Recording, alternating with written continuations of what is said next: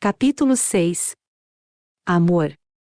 Só te falta este capítulo para ficares a conhecer o primeiro princípio da criação, o princípio do mentalismo, cujo lema é tudo é mente. Jesus Cristo disse: sois deuses, Evangelho João, capítulo 10.34. Assim como a criação toda ela foi um pensamento manifestado, também o homem que é um Deus em potência crea com o pensamento tudo o que ele vê manifestado à imagem e semelhança do seu Criador. Isto já sabes. Também sabes a mecânica desta criação mental, o caráter, positivo ou negativo, daquilo que foi criado, a força, fé ou medo, que determina o caráter, a forma de mudar o aspecto exterior daquilo que criaste, negando e afirmando, o poder da palavra que é o pensamento falado e que por isso confirma as ordens que deste com os teus pensamentos, e finalmente a fórmula infalível para criar, manifestar e obter o melhor, o mais alto, o perfeito, conhecendo a verdade, em acatamento da ordem do Mestre Jesus. Sabes que esta verdade é a de que fomos criados perfeitos, por um Criador perfeito, com a essência perfeita dele mesmo, com livre-arbítrio para criar de maneira positiva ou negativa. Assim sendo, o mal não é uma criação de Deus. Não possui qualquer poder perante a verdade, que desaparece ao substituir o pensamento e usar a palavra positiva. Jesus disse: não resistirás ao mal, São Mateus 5:39, ou seja, que dominaríamos o mal com o bem. A verdade única é o bem. De agora em diante não poderás jamais voltar a culpar ninguém daquilo que te acontece. Terás que te olhar frente a frente e perguntar: qual foi o meu clima mental nesta circunstância? Fui positivo ou negativo? Senti fé ou medo? Que espécie de decretos lancei com as minhas palavras? Por seus frutos os conhecereis. Terás sinceramente que contestar a verdade?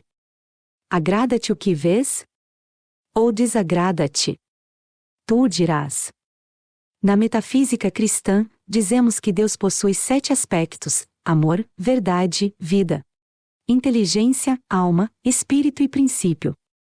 Como vês, todos estes aspectos são estados invisíveis, portanto mentais. Não os podemos ver nem tocar. Sentimos e apreciamos os seus efeitos. Existem, atuam, são reais, são coisas e ninguém o pode negar.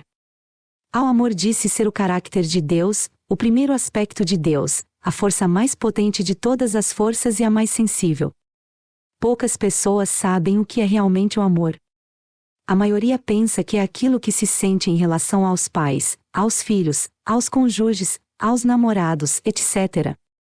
Afeto, carinho, atração, antipatia e ódio, são todos diferentes graus de uma mesma coisa, sensação.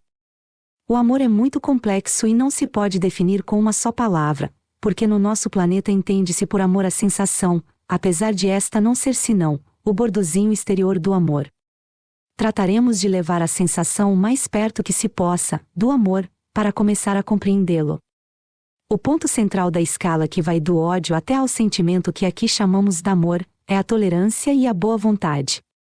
Parece uma contradição, mas quando se ama muito ou demais, faltam a tolerância e a boa vontade. Ou seja, que tanto o excessivo amor como o excessivo desamor são a negação da tolerância e da boa vontade.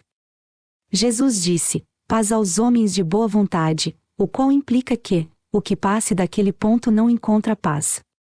A paz está no centro, o perfeito equilíbrio, nem de mais nem de menos, em tudo.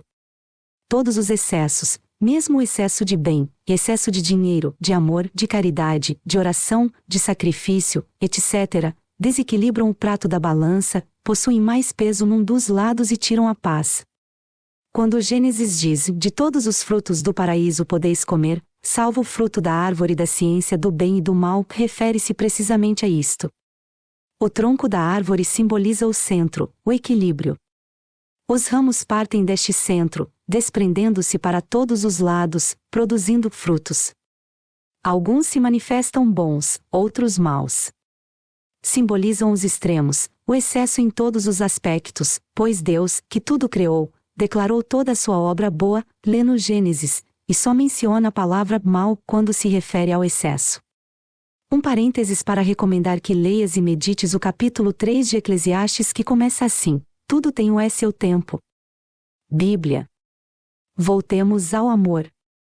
Aquelas mães que dizem amar tanto seus filhos que não os permitem separar-se do ninho, nem casarem-se, nem atuarem independentemente delas quando são já homens e mulheres adultos, não.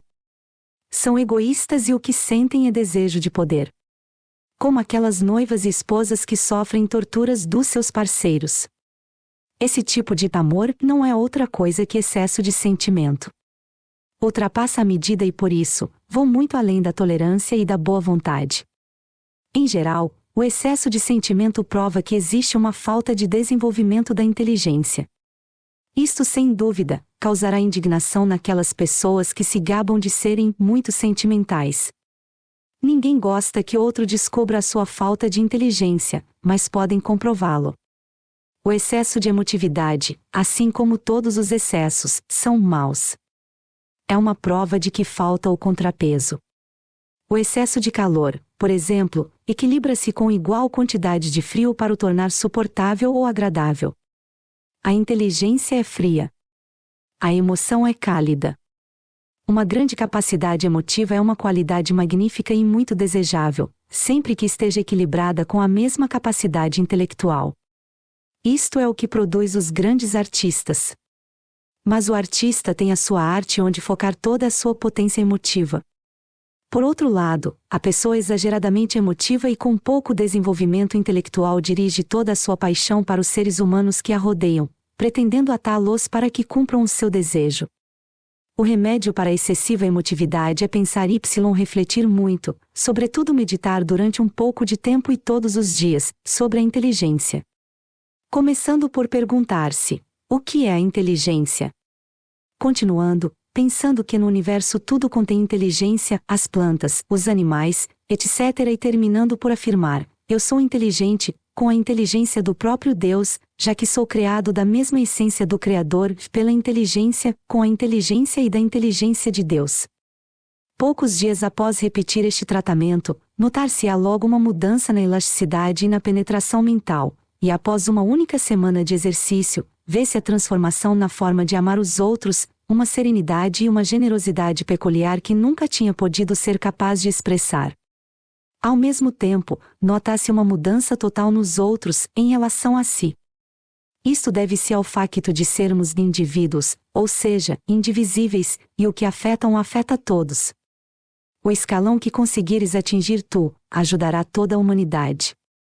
Agora, vamos tratar do inimigo número 1 da humanidade, o ressentimento e o rancor, para não dizer o ódio.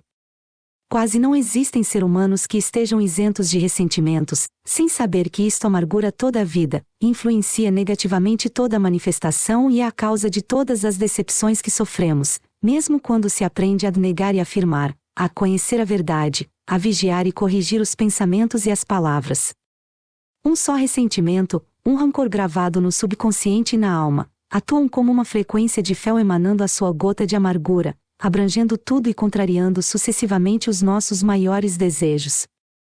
Nada, nem a demonstração mais perfeita pode perdurar enquanto exista esse foco infeccioso frustrando o nosso próprio ser.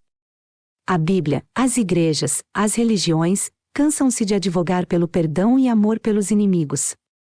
E tudo em vão enquanto não nos ensinam a forma prática de impormos o perdão aos que nos ferem. Ouve-se muito dizer: eu perdoo, mas não consigo esquecer. Mentira. Enquanto alguém se lembrar do dano, não perdoou.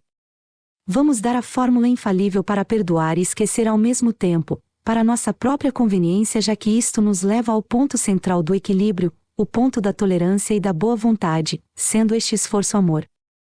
São João, o apóstolo do amor, disse: o amor é o cumprimento da lei. Cumprir com a lei do amor é cumprir com todas as leis. É estar com Deus, em Deus, é sermos ditosos, satisfeitos e completos em todas as nossas manifestações. O meu mestre dizia: o homem que ama bem é o homem mais poderoso do mundo.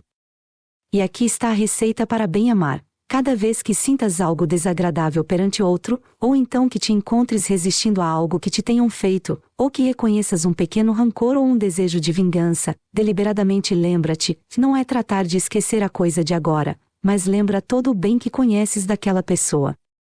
Trata de reviver os bocados agradáveis que gozaste na sua companhia, em tempos passados, anteriores ao momento que tirou.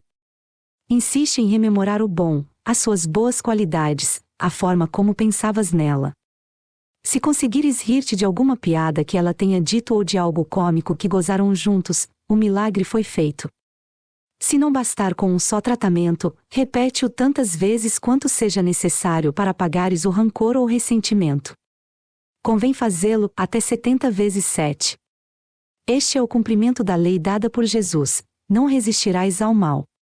Isto é voltar ao outro prato da balança. É amar os inimigos, bendizer os que nos maldizem, fazer bem aos que nos aborrecem e orar por aqueles que nos ultrajam e perseguem, sem nos expormos a que nos pisem. Se o fizeres com sinceridade, vais dar conta de algo muito estranho, que é primeiro sentir-te livre, e depois, que um monte de pequenos inconvenientes que apareciam e que não sabias a que atribuir, desaparecem como por encanto, e a tua vida passa a correr sobre rodas. Além de que te verás amado por toda a gente, mesmo por aquelas pessoas que antes não gostavam muito de ti.